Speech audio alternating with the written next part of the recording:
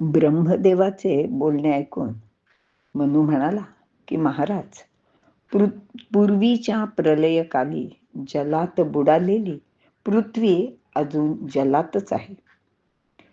देव, गंधर्व वगैरे अंतरिक्षात राहू शकतात, पण माणसांनी राहायचे कुठे? त्याला तर जमिनीचीच गरज आहे. तेव्हा प्रथम या महाजलात बुडालेल्या पृथ्वीला जलातून वर काढली पाहिजे आणि तरच मला माझे कार्य करता येईल. पृथ्वी असल्याशिवाय मी काम करू शकत नाही.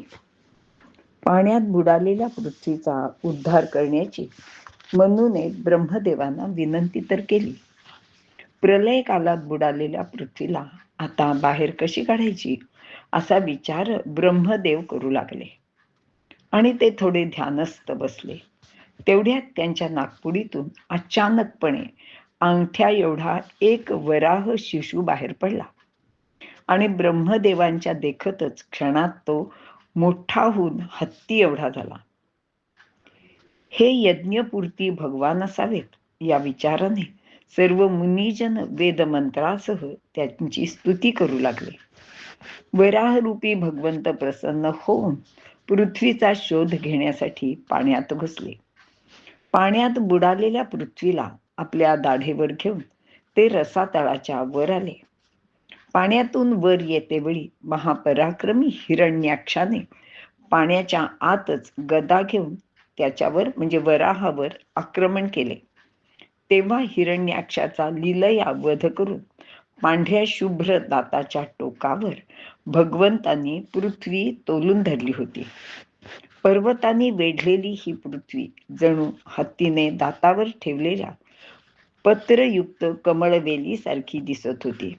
अशी ही पृथ्वी वराह भगवंतांनी मनूला देऊन टाकली. अधिक मिळवण्याच्या हव्यासामुळे खरं तर माणूस दुःखी होतो. तसेच लोभी माणूस स्वार्थापायी दुसऱ्याच्या कार्यातही अडथळे आणतो.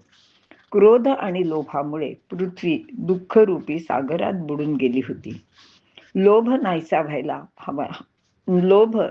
व्हायला हवा हे लक्षात घेऊन वराह भगवंताने लोभाचे प्रतीक अशा हिरण्याक्षाचा वध केला. हिरण्य म्हणजे सोने आणि अक्ष म्हणजे डोळे.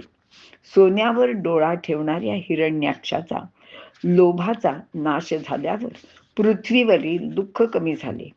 पृथ्वीला रसातळातून बाहेर काढल्यानंतर वराह भगवंताने तिला स्वतःजवळ ठेवली नाही. ही पृथ्वी त्यांनी मनूला म्हणजेच माणसाला देऊन टाकली. आपण मिळवलेल्या प्रत्येक गोष्टीचा उपभोग आपणच घेतला पाहिजे असे नाही. उलट ज्याला त्या गोष्टीचा जास्त उपयोग आहे त्याला ही गोष्ट आपणहून दिली पाहिजे. दुसऱ्याला सुखी करणे हाच खरा धर्म आहे हे या वराह भगवंताने माणसाला आपल्या आचरणातून शिकवले. लोभ सोडला तरच अंतिम समाधान लाभते हेच सत्य आहे.